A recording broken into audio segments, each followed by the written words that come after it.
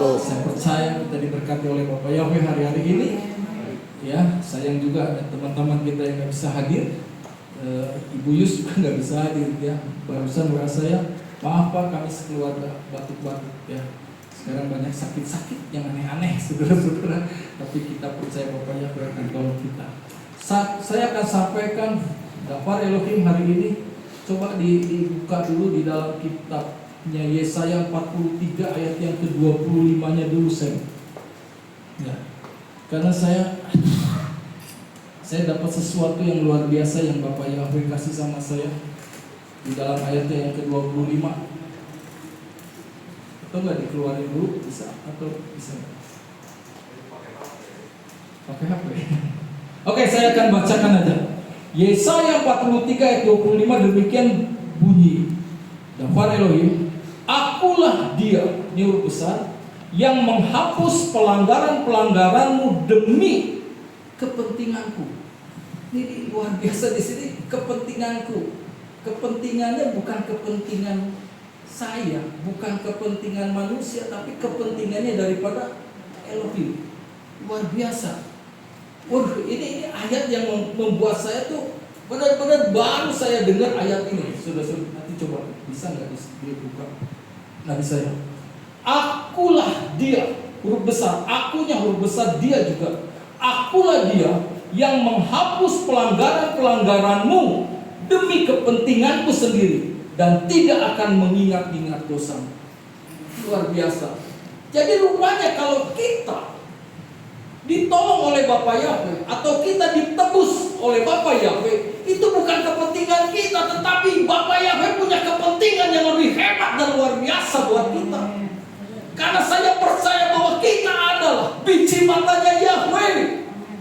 Bapak Yahweh akan tolong kita melangkah kemanapun karena Yahweh punya kepentingan atas hidup kita. Karena Yahweh sudah memilih kita menjadi umatnya. Dia mengasihi saya dan saudara. Kalau kita dikasih Bapak Yahweh, tidak pernah akan dia terlantarkan. Percaya, ini luar biasa ya. Saya ini luar biasa. Kalau di ayatnya yang keempat dikatakan demikian di Yesaya 43. Sebab engkau telah menjadi berharga di mataku. Wah, kita ini orang-orang yang berharga di mata Yesus. Engkau dihormati dan aku mengasihimu. Dan aku memberikan orang-orang sebagai gantimu dan bangsa-bangsa sebagai ganti jiwa. Luar biasa. Kita sudah tidak lagi menanggung dosa atas kita karena Bapak Yahweh sudah menggantikan dengan orang-orang yang siap atau menerima ganjaran daripada ketidaktaatan. Haleluya, puji Bapak Yahweh. Ayo kita akan supaya kita juga bisa percepat. Sebentar saya kalau atas dulu saya baca dulu.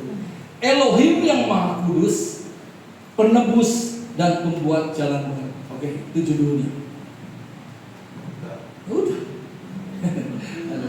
Elohim yang Maha Kudus, dia adalah penebus dan pembuat jalan baru. Ini ayat-ayatnya. Nanti saya akan share ya. Ya, termasuk ke Bahtiar juga, ke Lydia ya. Kalau nggak keberatan saya akan share supaya nanti di Kudus juga. Haleluya. Ingat ya. Wah, rupanya nanti Kudus Magelang ya, ada bus. Oh, Panino ya Semarang. Oh ya lebih dekat benar-benar setengah jam ya. Haleluya. Yahweh Elohim yang Maha Kudus menyatakan dirinya sebagai satu-satunya yang harus disembah. Dia adalah penebus atau juru selamat yang penuh dengan kasih dan pencipta yang sanggup membuka jalan baru bagi umatnya bahkan di tengah padang gurun kehidupan. Saat ini kita yang mengalami suasana padang gurun berpaling kepada yang Maha Kudus itu, yaitu Yahweh Elohim. Dia itu penyelamat, dia itu penebus, dia itu juru selamat dikatakan. Nabi Yesaya menulis pada pasal 43 untuk meneguhkan hati umat yang sedang berada di mata sulit. Saya nggak ngerti, saya harus sampaikan ayat ini. Apapun kesulitanmu, hari ini dia menjanjikan untuk meneguhkan hati umat yang sedang berada di masa sulit, yang merasa terbuang dan merasa ditinggalkan. Ya, saya nggak ngerti ada maksud apa, dan saya tidak pernah merekayasa ayat-ayat itu. Selain ini kebutuhan buat jemaat, tapi kebutuhan buat saya juga. Kalau Anda merasa pada masa sulit hari-hari ini, Anda terbuang dan merasa ditinggalkan, di tengah penderitaan itu Elohim yang Maha Kudus berbicara dengan nada kasih dan kuasa.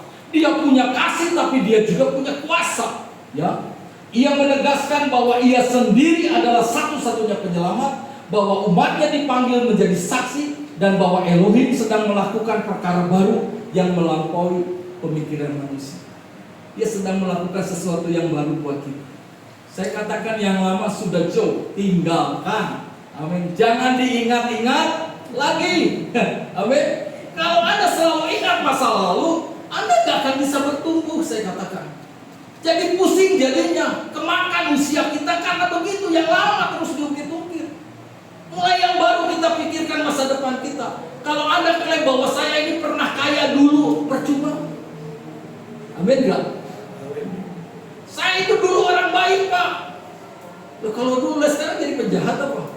Udah gak usah pikir-pikir. Yang lalu biarlah berlalu. Bapak Yahweh berperkara yang baru hari-hari ini, yang baru yang Tuhan Bapak Yahweh akan berikan buat kita. Amin. Yang lalu ya oke, itu berlalu aja, gak usah pusing. Dan jangan dilakukan lagi. Dan saya selalu punya satu. Pernah kayak sampaikan, apakah kita harus, wah itu tapi emang rada sadis. Ya lebih baik enggak lah. Begitu kan. Ada. Ia menegaskan bahwa ia sendiri adalah satu-satunya penyelamat, bahwa umatnya dipanggil menjadi saksi, dan bahwa Elohim sedang melakukan perkara baru yang melampaui pemikiran manusia. Haleluya. Kemarin kita hari Minggu jalan-jalan ya Pak ya. Kesana lagi kan nih? Loh kok jangan? Kejauhan. Vide, jangan kejauhan. Saya tanya, Vide kamu kejauhan? Tanya Ibu Helina kejauhan nggak? Kagak. Kayak Ibu besok lagi juga berangkat lagi Bu Helina. Kenapa? Beda suasananya. Bener gak? Kalau Ibu Helina sama suaminya hobi mancing. Jadi biarpun jauh, nggak jauh. Kalau Vide mungkin ya jauh, jangan lagi ke sana. Jangankan Vide, aku juga rasa jauh gitu. Cuma nyampe. Bayangin. Bayangin bilang, wah mancingnya jangan jauh aja, yang deket aja. Kemana? Pangandaran, makin jauh lagi tuh. Tapi nggak apa-apa, sekali-kali kita juga berangkat ke Pangandaran. Tapi emang sedap gitu. Kita happy. Dan yang paling saya happy waktu pulang itu luar biasa Bu. Kami meeting dadakan. Pak Bayu juga mungkin saya bilang, Pak Bayu kapan beloknya nyampe Kalijati? Saya bilang sama Purwodadi, kok nggak belok?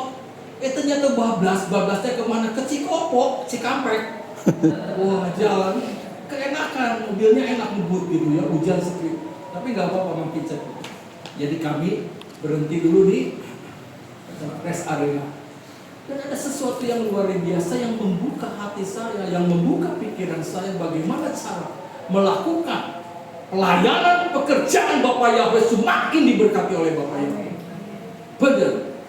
Terutama ini Vide ini, maaf kata bilang sedikit, ini dia baru dibaptis, belum sebulan ya. Dia sarjana teologi, dia kenal Bapak Yahweh. Wah, dia sekarang jadi worship leader. Waktu ditawarin jadi worship leader, tapi jangan sampai kayak yang dulu ya, jadi worshipnya. Oh enggak, makanya dia langsung. Tapi semangat. Ya ini semangat. Akhirnya kami buka pembicaraan. Saya, Pak Bayu, Bu Lea, ya yang grup kita. Jadi kami mau mengadakan apa Pak disebut? Ya udah gak apa-apa, bicara aja. Diklat lah, semacam diklat bagaimana menjadi seorang worship leader di dalam suasana Elohim, dalam nama Yeshua HaMashiach. Wah, jadi nanti ada gurunya, nanti mungkin juga yang kemarin khotbah deh di Magelang. Jadi gurunya nanti Pak Peter. Kan Pak Peter hebat, mainnya jago. Dia memang dokter kalau nggak salah ya, dokter dalam bidang itu. Dia bisa ungkapan. Jadi penyembahan pujian itu juga jangan sampai salah, jangan sampai nanti kepada pemujaan yang tidak baik, tidak benar. Wah, kita senang. Jadi kita mau bikin 2 atau perlu 3 hari berturut-turut, dan saya mau undang seluruh menorah, saya undang. Ya, GPF mana juga saya undang supaya dapat klinik apa Bu disebutnya ada lebih apa klinik ada gitu dari kayak semacam itu lah, sekolahan kayak gitu. Jadi di situ nanti ada Pak Peter, ada Rio kan worship leadernya, itu si Papua tuh kan, wah itu kan anaknya Pak Yofta. Nanti juga Pak Simeon anaknya Pak Yakob juga akan memberikan sharing mengenai terapi air hidup. Wah itu luar biasa. 2 malam, 3 hari tinggal tunggu. Tadinya mau Desember ini, saya bilang waduh Desember terlalu mepet, dan Pak Bayunya katanya ada kerjaan lagi keluar pulau. Saya bilang udah tetapkan Desember awal sebelum anak-anak masuk sekolah lagi kita mau bikin ini. Tempatnya di mana? Saya percaya Bapak Yakob akan berikan tempatnya. Hah? Januari awal. Oke? Dukung terus. Bagaimana caranya? Bapak Yakob akan tolong supaya penyembahan kita, puji-pujian kita terarah kepada Yesus Masih, dan Dia dipuji, disenangkan. Hari-hari ini di grup Gembala KPI juga selalu disiarkan lagu-lagu baru yang harus kita nyanyikan. Dan nanti sudah ada album, 25 album yang oleh Michael, ya anaknya Pak Pilukas, sudah tinggal lagi minta semacam persetujuan dari pencipta supaya nggak kena royalti. Nanti saya akan sebarkan itu, ya. Oke, jadi kita kemarin juga saya udah kirim 2 lagu kan, udah hafal belum? Siapa yang bisa maju ke depannya ini? Oh, Oke, nanti aja. Oke, ayo terus di mana nih? Nabi Yesaya menulis pasal 3 untuk mendengar. Oke, terus inilah pesan pemulihan dan harapan yang tidak lekang oleh waktu. Pesan bagi setiap kita yang pernah merasa kehilangan arah. Saya juga pernah kehilangan arah, tapi Bapak Yakob udah benerin arah saya sehingga arah kompas saya udah bener menurut saya. Ya. Kalau masih orang bilang wah si Jamie salah sesat, puji Bapak Yakob. Bilang lu sesat nggak apa-apa, yang penting gua nggak sesat. Lo nyampe juga, terus, haleluya. Dianggap sesat, tapi dipilih, Pak jadi RW dong. Waduh, saya bilang. Akhirnya kemarin sudah ditetapkan ada 4 RW, saudara-saudara. Salah satunya ada yang saya dukung. Tadi subuh, mungkin dari masjid itu. Pak Jimmy jangan lupa pilih nomor 3. Itu pilih nomor 3 Pak? Ya itu kuat. Ternyata yang nomor 3 itu, ya itu bekas DKM, tau DKM? Ya itu yang di masjid itu. Apa dewan? Apa itu? Kepengurusan. Hah? Dewan Kepengurusan Masjid. Oh, Dewan Kepengurusan. Dia bilang, kami akan mendengar dan kami akan memperhatikan warga. Nah gitu kan slogannya. Yang satu bilang lagi, bijak-bijaklah dalam memilih supaya jangan terjerumus. Wah, ini kan saling serang ya saudara-saudara. Yesaya 40 ayat 10. Kamu adalah saksi-saksi. Ini pernyataan firman Yahweh. Dan hamba-hambaku yang telah aku pilih. Nah ini. Supaya kamu dapat mengetahui dan percaya kepadaku dan memahami bahwa akulah Dia. Di hadapanku tidak ada ilah yang telah dibentuk dan di belakang pun tidak ada. Akulah Yahweh dan tidak ada juru selamat selain aku. Ini penegasan supaya Anda tahu pribadi daripada Yahweh itu sendiri. Aku menyatakan, aku menyelamatkan, dan aku memberitakan. Luar biasa. Dia menyatakan, dia menyelamatkan, dan dia juga memberitakan. Dan tidak ada ilah asing di antaramu, dan kamulah saksi-saksi itu. Firman Yahweh dan akulah Elohim. Apalagi yang harus dibantah atas nama yang benar itu? Siapa yang kita sembah, siapa yang kita tinggikan selain Elohim kita? Haleluya. Terus makna rohaninya, Yahweh Elohim yang Maha Kudus adalah satu-satunya sumber kehidupan dan keselamatan. Haleluya. Balik lagi pulang mancing, Bu Helena, bugem batu-batu, katanya kurang tidur dan sebagainya, sehingga apa? Nggak bikin roti. Haleluya. Datang ke BPK, cuma dorayaki, cuma dapat 32 biji, tapi habis terus. Tapi Bapak Yahweh nggak pernah ngutang sama kita. Saya bilang, nggak ada roti nih. Kita udah seminggu nih nggak bikin roti. Bapak Yahweh itu baik. Ada telepon masuk sama saya. Oh, saya dapat roti dari teman saya beberapa waktu lalu. Sekarang saya butuh roti bisa nggak bikin hari ini 100 biji? Ya, nggak bisa dadakan. Buat besok ya. Cici di mana? Saya di Bumi Baru, ruang C. Ternyata papahnya teman saya di ruang B. Jadi akhirnya saya ke sana ketemu. Jadi dia pesan. Ternyata Bapak Yahweh baik. Dia pesan 100 dan kemarin udah dikirim. Hari Minggunya saya dapat order lagi roti 200 lagi. Buat di Paskal 23 gereja IFGF. Manggilnya Uncle. Nah ini masih ponakannya Bu Lydia. Pesan roti 200. Waduh, Bapak Yahweh itu luar biasa. Asal kita jadi gak pernah dia menghitung kita. Puji Bapak Yahweh. Apa yang harus kita lakukan kerjakan. Selebihnya Bapak Yahweh memberkati kita. Haleluya. Saya nanya, Mit, kalau kira-kira batu kita cancel aja, nggak usah diterima. Mikir juga kan? 200. Hei, 200. Kalau 2 sih nggak diorder Pak. Pada baban 200 Pak. Kali berapa? Hah?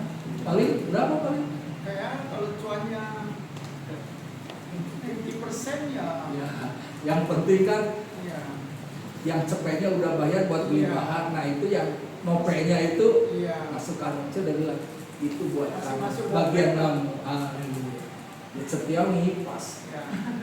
Amin. Amin. Amin. Makanya gak usah pusing. Pasti Bapak yang akan berkati kita. Haleluya. Puji Bapak ya.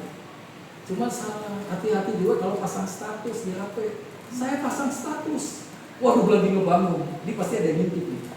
Yang berdua nih ngintip. Wah lagi ngebangun. Waduh. Wah ngebangun. Ayo. Saya bilang kan lagi dicor tuh. Balok-baloknya lantai 3. Salah-salah juga ternyata pasang status. Yang dulunya gak pernah negor saya, dia bilang begini, halo Pak Jim, wah suksesnya. Aduh, untuk mengikat silaturahmi, cik ini mana 100. Ada lagi yang satu, waduh udah lupain saya. Pak, punten, ini tanggal 20 terakhir harus bayar listrik Pak. Pinjam 500 saja. Yang satu lagi, wah saya habis kontrakan. Ya Tuhan. Gue sana, maksud saya pasang status supaya ada orang yang mau bangun lagi gitu. Ternyata saya pasang status beda lagi. Cek tulungan atau didinya masih gimana kira-kira saudara? Aduh, Bapak Yahweh tolong saya bilang nggak mulai muncul dikit nih kata saudara, tapi nggak apa-apa lah. Ya, pasti Bapak Yahweh akan tolong. Saya bilang, saya nggak janji, saya nggak akan minjemin hari-hari ini. Saya pakai prinsip gitu ya. Kalaupun saya bilang mau saya kasih, tapi nggak sesuai dengan keinginan kamu. Daripada liur, udah pasti nggak akan dibayar deh. Amin. Oh amin.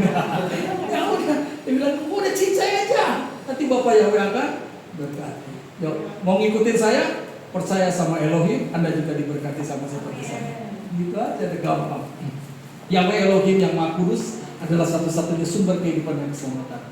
Ia tidak membutuhkan pembanding. Perhatikan baik-baik. Saya paling nggak suka kalau orang banding-bandingkan antara Elohimnya mereka sama Elohim saya. Gak usah pusing. You mau sembah itu, silakan sembah. Tapi saya mau menyembah dan keluarga aku menyembah yang ini. Udah gak usah pusing. Kalau diperdebatkan gak akan selesai. Jadi akhirnya ribut. Saudara sama keluarga ribut, saudara sama saudara makin ribut. Dibilangin gini, makin keras. Anak baru kemarin tapi keras ngomong. Ia tidak membutuhkan pembanding, ia berdiri sendiri sebagai pencipta dan penebus. Umatnya dipanggil bukan sekedar percaya. Ini luar biasanya karya Yahweh ini.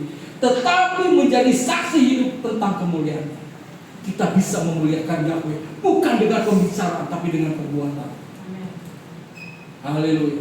Saya katakan hari Sabtu, bos saya yang sedang saya ikutin, yang lagi renovasi yang di Jalan Waspada itu, tadi pas hujan, pas jam 12 dia bilang begini, kemarin galak amat, galak sama saya. Waktu saya mau kebaktian di sini Pak, dia telepon saya nggak angkat, dia kesel. Ada pegawai saya tidak sesuai pekerjaannya dia mau, dia marah. Oh, tapi hari Minggunya dia minta maaf sama saya.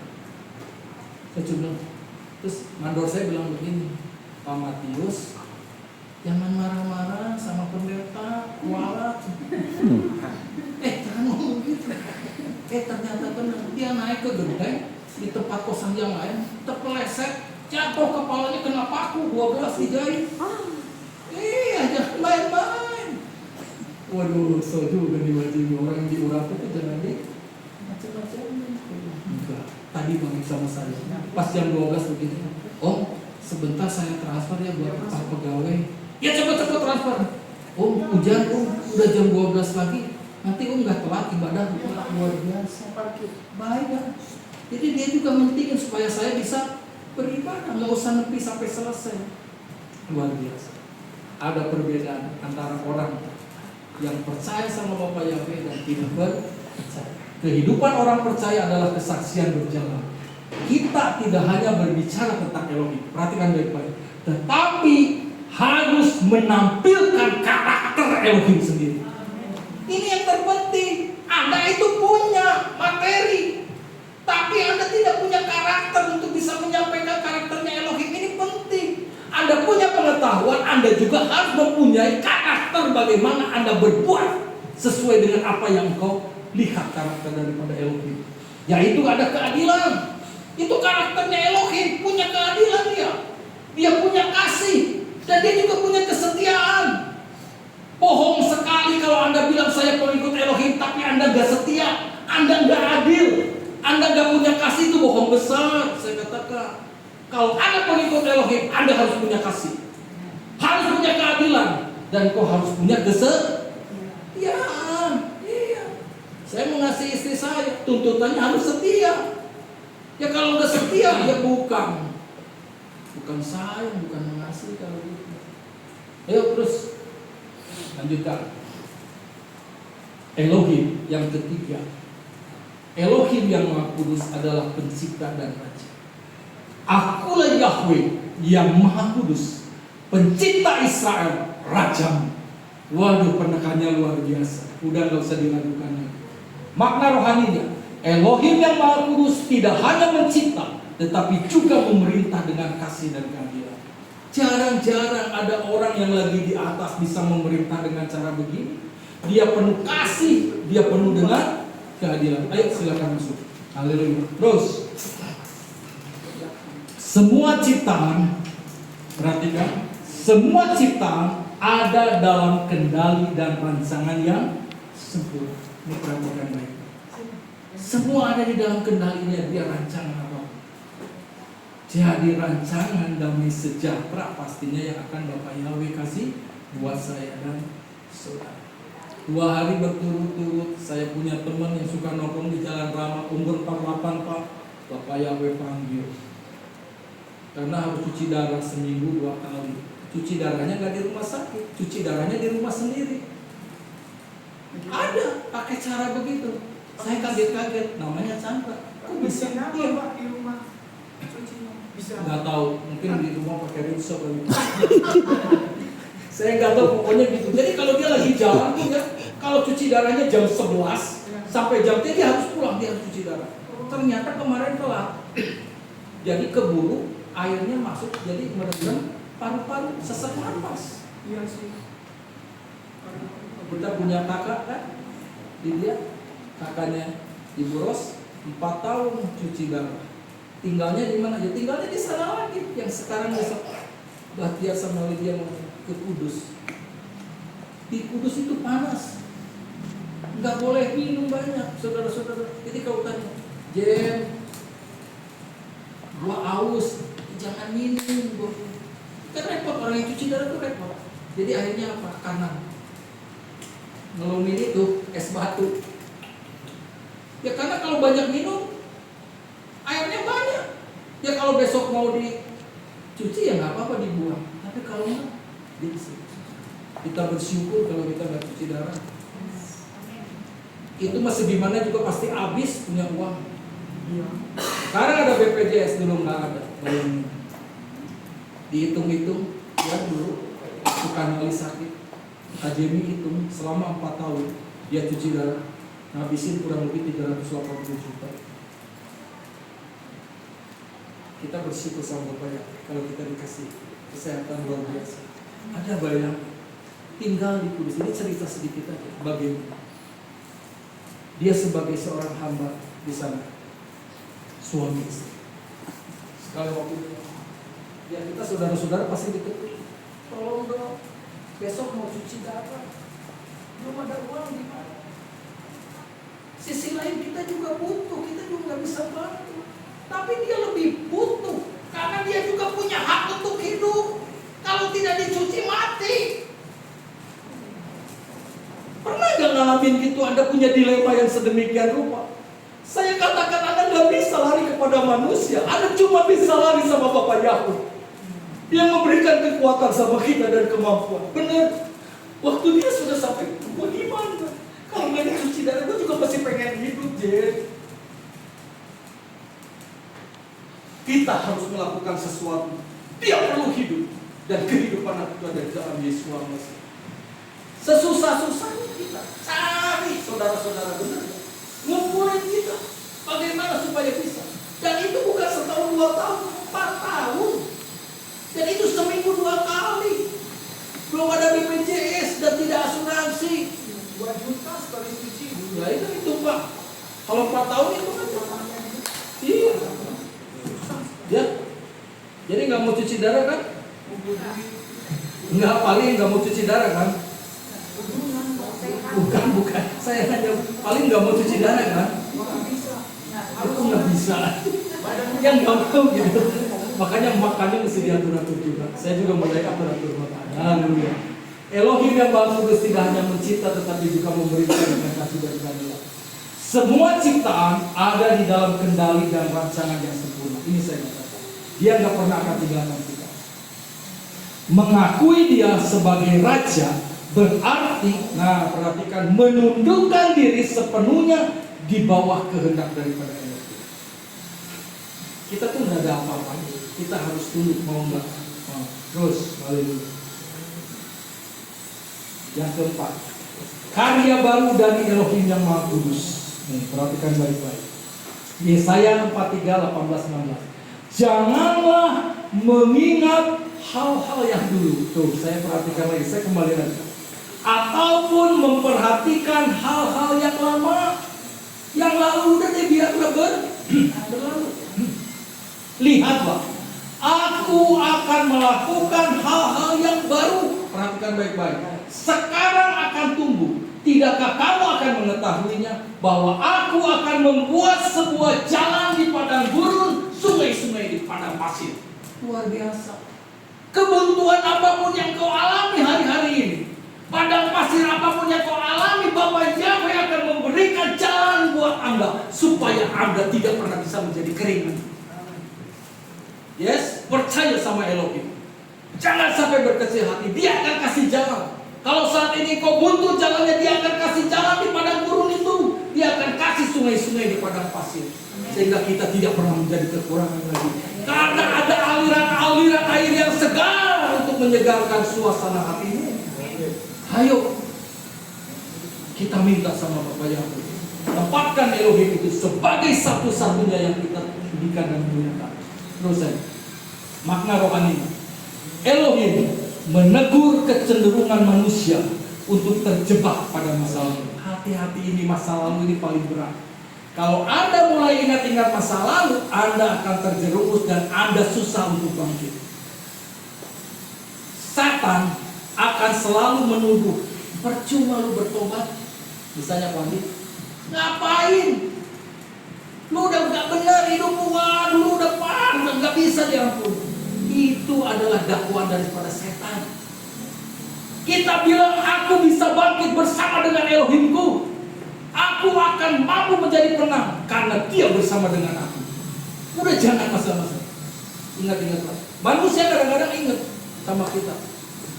Dan yang diingat bukan kebaikan kita kalau manusia. Apa tuh? Kejelekan kita, kesalahan kita yang akan diingat-ingat. Tapi gak pernah mereka berpikir pernah apa yang kita kerjakan, lakukan kebaikan yang kita lakukan. Ya, sekali lagi, yuk. Elohim sedang menyiapkan sesuatu yang baru. Jalan di padang gurun dan sungai-sungai di padang pasir. Ayo saya terus. Iman berarti, perhatikan baik-baik, iman itu artinya memandang ke depan, bukan memenjarakan diri dalam kenangan masa lalu yang kelam. Ada nggak yang begini? Halo, saya katakan, ada nggak? Sepanjang jalan kenangan. Tahu lagu itu? Tahu. Wah, Paling tahu aja. Bu, paling tahu. Nggak tahu siapa yang digandeng. Gitu. Tahun 70-an. Gitu. Ya kenangan masa lalu diingat lagi. Nggak usah inget-inget. Oke? Hari ini adalah hari ini. Dulu Pak saya kaya Pak. Sekarang saya susah. Wah, nggak usah dibanggain aja dulu. Siapa yang mau pandang itu? Yang penting kita walaupun mungkin pas-pasan kita, tapi hidup kita terpandang, tidak dihina orang. Itu yang terpenting. Punya karakter Yesus dalam hidup kita. Kita menjadi berkat dimanapun berada. Itu. Banyak orang tidak maju karena terlalu sibuk mengingat apa? Luka lama. Nyeri hati. Dulu gua juga gitu. Gua gak akan bisa ngampuni, sakit gua. Aku ditegur Bapak Yahweh, gak boleh gitu. Percuma lu jadi seorang hamba pelayan Bapak Yahweh kalau kau gak bisa ngampuni. Mulai aku terbuka hati. Pas ketemu, aku peluk dia, aku cuci kaki. Bapak Yahweh ampuni aku karena aku belum bisa jadi berkat. Akhirnya plong. Oke?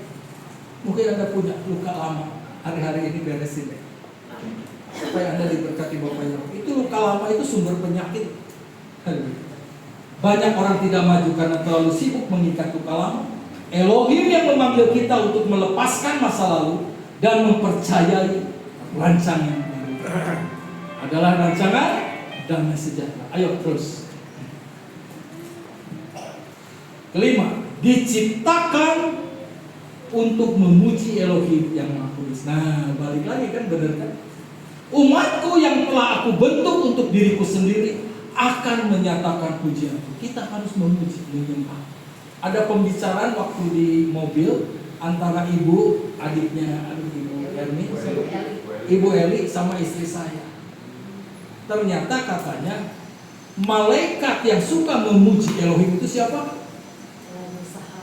Hah? Itu dia serafim. Wah. Malaikat yang dekat tahta. Yang paling dekat itu justru yang mengkhianati. Makanya kenapa Bapak Yahweh itu perlu dipuji, disembah, karena dia tidak bisa memuji dirinya sendiri. Kita umatnya yang harus memuji, menyembah dia. Karena ada malaikat pemujinya itu yang akhirnya menjadi seorang.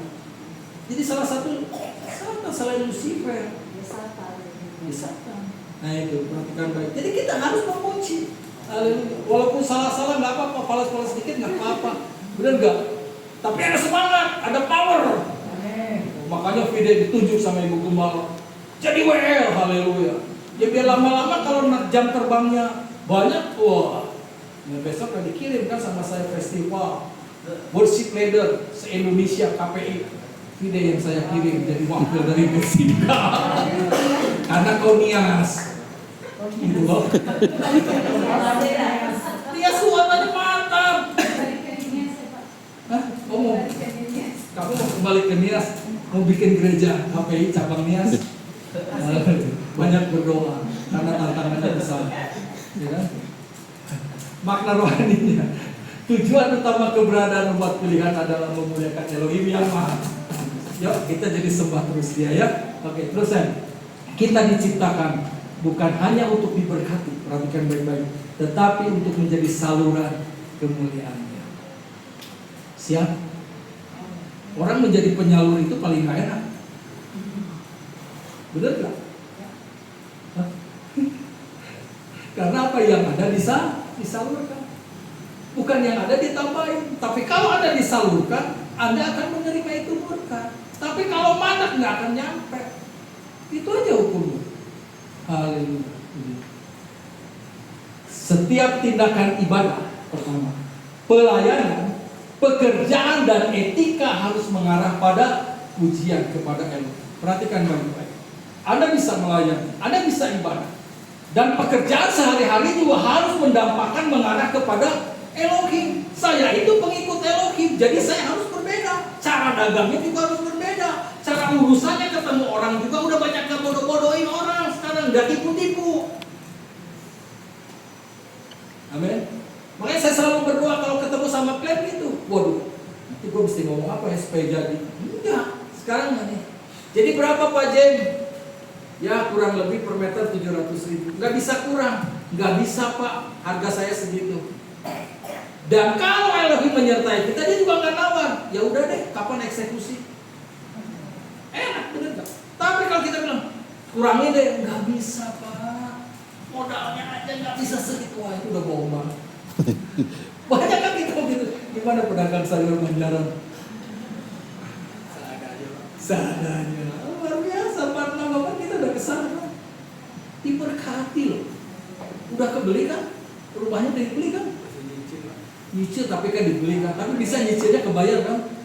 Jadi pembayar dagang sayuran. Dagang ayam potong. Ayam potongnya paling murah sekota Banjaran. Yang lain lebih mahal ya Pak. Saya bilang kenapa? Nggak dijual rugi kan? Bukan kan? Tapi dia mengantar sama Bapak Yahweh yang berkati aku. Bapak Yahweh yang kasih petunjuk saya harus jual segini. Sehingga nggak nyakitin orang juga yang jual mahal. Mungkin orang yang jual mahal ya biarin aja. Bangkrut juga bangkrut, dia mungkin gitu. Jadi cuek aja. Tapi ini jalan terus. Saya kan udah doain rumah di depannya nanti dibeli kan. Amin. Amin. Udah tinggal terima. Kalau nggak lecture duluan Pak. Yo iya dong.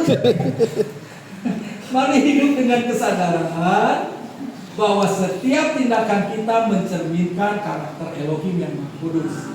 Baik di dalam kejujuran, ada belas kasih dan kasih terhadap sesama. Walaupun ketika kita punya kasih terhadap sesama, kadang-kadang kita suka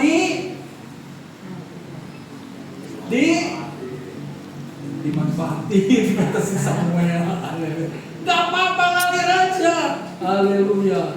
Ya kadang-kadang yang apa? Tadi kamu bilang yang memanfaatkan kita bukannya tambah kaya, tambah ribu hidupnya. Jujur loh, saya bilang. Amin. Oh iya udah ya. Kalau amin berarti dapat rotinya 2. Kalau yang udah amin, ya 1 aja. Pak Liu langsung, terus saya setuju sama Bapak sebenarnya juga. Aduh. Jadi mari hidup dengan kesadaran bahwa setiap tindakan kita mencerminkan karakter Elohim yang Maha Kudus dalam kejujuran, belas kasih dan kasih terhadap sesama. Masih ada saya?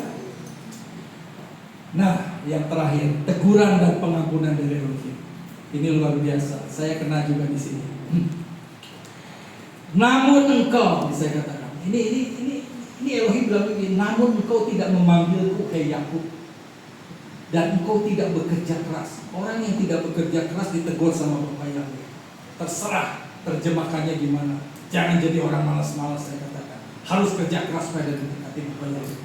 Namun engkau tidak memanggilku hai Yakub dan engkau tidak bekerja keras karena aku. Menjadi pengikut Yahweh itu harus bekerja keras. Benar, jangan malas-malas. Ayo kerja keras. Hei Israel, ini teguran kepada Yakub. Yakub kan bapaknya daripada 12 suku Israel. Makanya ditegur, harus bekerja keras kalau cari Elohim. Jangan nyantai, wah gampang, udah jadi pengikut Elohim itu berkat tang turun orang enggak ada. Engkau tidak membawa kepadaku anak domba dari persembahan bakarmu. Bahkan kurbanmu tidak menghormati aku. Kadang-kadang kita memberikan korban yang tidak menghormati Yahweh. Perhatikan baik-baik. Setiap korban itu harus menghormati Yahweh. Jangan yang cacat kalau kasih sama Bapak Yahweh. Yang terbaik dan jantan dikatakan begitu. Ya, aku tidak menuntutmu melayani dengan persembahan sajian ataupun menyusahkanmu dengan kemenyan. Enggak, Bapak Yahweh enggak bikin susah kita. Engkau tidak membeli tebu wangi untukku dengan uang perak ataupun memenuhiku dengan lemak kurbanmu. Sebaliknya, perhatikan terus naik. Sebaliknya engkau telah membuatku melayani karena dosa-dosa. Bapak Yahweh yang melayani kita buat pengampunan dosa. Padahal kita nggak berikan apa-apa buat Bapak Yahweh. Engkau telah menyusahkan aku. Kita sudah bikin susah Yahweh terlalu banyak dengan kejahatan-kejahatan. Caranya menyusahkan Bapak Yahweh itulah kejahatan-kejahatan kita. Haleluya. Terus, akulah dia. Nah, ini yang saya suka, yang menghapus pelanggaran-pelanggaranmu demi bukan kepentingan kita, tapi kepentinganku, kepentingan Yahweh sendiri, dan tidak akan mengingat dosa-dosamu. Luar biasa Bapak Yahweh. Yahweh punya kepentingan atas kita supaya hidup kita diampuni pelanggaran-pelanggaran kita. Walaupun kita terlalu banyak bikin susah sama Bapak Yahweh, tetapi selalu dia baik buat saya dan saudara. Ingat-ingat Bapak Yahweh akan tolong kita, percaya. Haleluya. Terus, ada lagi saya? Makna rohaninya, Elohim menegur umatnya yang melupakan ibadah sejati, namun dia juga menyatakan kasih pengampunannya. Walaupun kita Senin Kemis gitu ya ibadahnya, tapi dia tetap mengasihi kita. Tapi jangan menjadi satu patokan, dia mengasihi jadi nggak ibadah juga nggak apa-apa, ya jangan gitu juga. Elohim tidak mengabaikan dosa, tetapi juga tidak menutup pintu pengampunan. Ia sendiri yang mengambil inisiatif untuk menghapus pelanggaran kita. Pengampunan sejati lahir dari kasih yang kudus, bukan daripada usaha manusia. Perhatikan baik-baik. Jangan menunggu layak. Nah, perhatikan, untuk datang kepada Elohim, datanglah apa adanya. Kasihnya lebih besar dari rasa bersalah. Begitu luar biasa Elohim. Masih ada saya? Terakhir, peringatan Elohim terhadap dosa. Ini ada peringatan. Leluhurmu yang terdahulu telah berdosa, dan juru bicaramu telah memberontak terhadap aku. Dan aku akan menajiskan para pemimpin tempat kudus, dan menyerahkan Yakub sebagai tumpasan, dan Israel itu sebagai celah. Ini orang-orang yang berdosa dengan memimpin tanpa sesuai dengan kehendak daripada Elohim.